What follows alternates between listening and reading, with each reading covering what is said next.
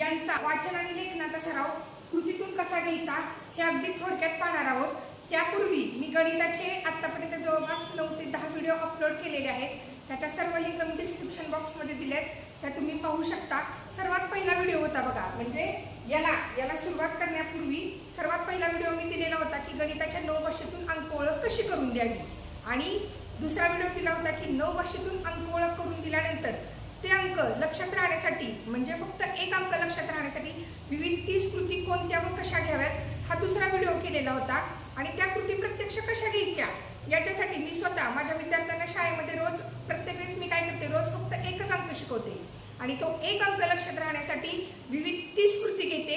त्याच्या माझ्या ज्या नोट्स आहेत त्या तुमच्यासोबत शेअर करण्यासाठी आतापर्यंत मी इयत्ता पहिलीचा घरचा अभ्यास हा देखील पाठवायला सुरुवात केलेली आहे। असे मला वाटते जवळपास 22 दिवसांचा मी घरचा अभ्यास आतापर्यंत पाठवलेला आहे। आणि त्या घरच्या अभ्यासामध्ये काय दिले, जर समजा आजचा घरचा अभ्यास आहे की 1 ते 15 अंक सराव किंवा 1 ते 16 अंक सराव, त्याच्यामध्ये काय आहे की 16 अंकाची ओळख करून दिली आहे। 16 अंकांची ओळख करून दिल्यानंतर तो 16 अंक लक्षात राहण्यासाठी विविध कृती कशा करायच्या त्या कृती मी प्रत्यक्ष माझ्या विद्यार्थ्यांना दिलेल्या आहेत आणि त्याच्या सर्व नोट्स मी इयत्ता पहिलीच्या घरच्या अभ्यासातून तुमच्यासोबत शेअर केलेले आहेत। त्याचे देखील व्हिडिओ मी डिस्क्रिप्शन बॉक्समध्ये देते। आता हे जेव्हा मुलांचे अंक लक्षात राहतात किंवा मुलं अंक भाषेतून अंक समजून घेतात किंवा विविध कृतीतून अंकांचा सराव करतात, हे सर्व केल्यानंतर एक 8 दिवसाचा जरी गॅप पडला तर मुलं 100% अंक विसरलेली असतात। क्वचितच जी शार्प मुलं असतात की त्यांचे अंक खूप सुंदर लक्षात राहिलेले असतात किंवा ते अंक विसरत नाहीत, पण बरीचशी मला वाटते 70 ते 80% मुलं अशी असतात की त्यांचे अंक विसरून जातात। मग अगदी थोडक्यामध्ये 1 ते 10 अंकांचा सराव कसा घ्यायचा हे आज आपण पाहणार आहोत। चला तर मग सुरुवात करूया। आज आपण 1 ते 10 अंक वाचन लेखन सराव कसा घ्यायचा हे पाहत आहोत। ही आहे एक काडी किंवा एक वस्तू। हे एक अंकात कसं लिहितात तर असं लिहितात 1, आणि हे एक अक्षरात कसं लिहितात या पद्धतीने 1 1 1 2। हे आहेत 2 काड्या। हे 2 अंकात कसं लिहायचं 2, आणि अक्षरामध्ये 2 कसं लिहायचं तर या पद्धतीने 2 2 1 2 3। ह्या आहेत 3 काड्या। हे 3 अंकात कसं लिहितात या पद्धतीने लिहितात 3, आणि अक्षरामध्ये 3 या पद्धतीने लिहितात 3 3 1 2 3 4।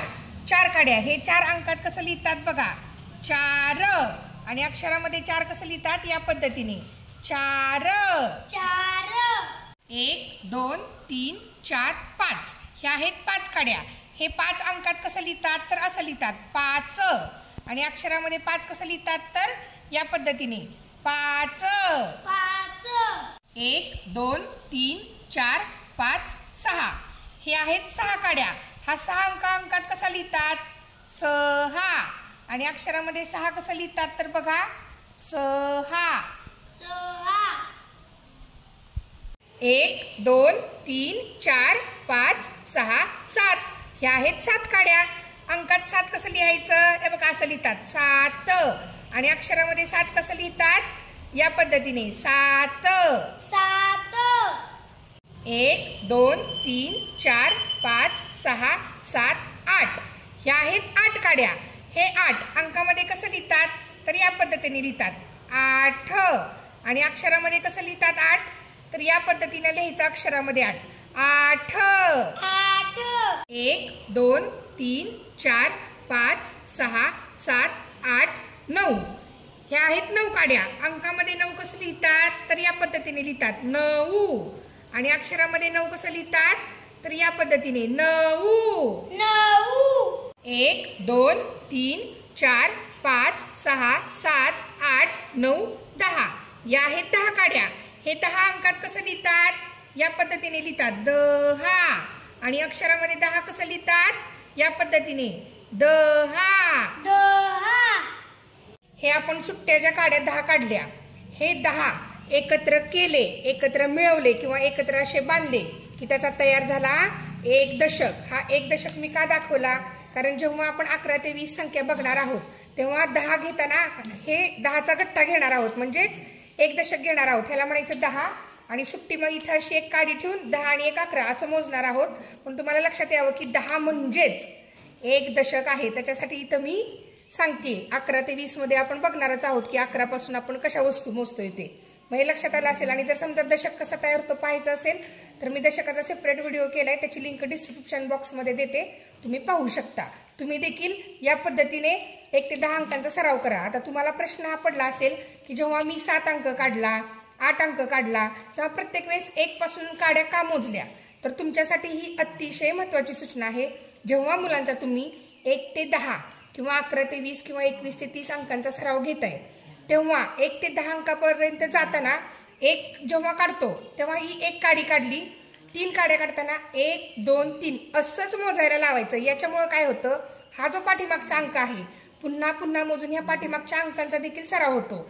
आता समजा 6 काड्या काढले तर मोजताना 6 काड्या अशाच मोजायला लावायच्या, 1 2 3 4 5 6. याचा फायदा काय झाला, हे बघा हे मागचे अंक पुन्हा पुन्हा मोजून झाले.